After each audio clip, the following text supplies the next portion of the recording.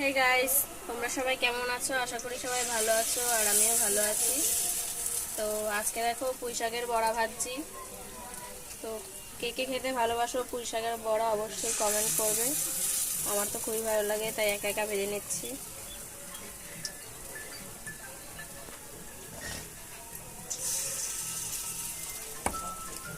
তো এই যে পুঁই শাকের পেস্টটা নিচেই, আর এই যে কতগুলো বড়া ভাজছি এখন। তো 5-10 মিনিট রাখতে হবে, একদিকে ফ্রাই হয়ে গেলে আর একদিকে উল্টে দিতে হবে, তারপর নামিয়ে দিতে হবে।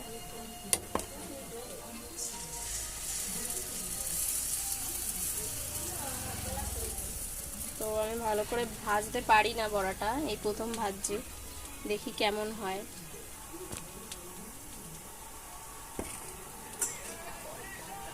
এই হাত দিয়ে ধরে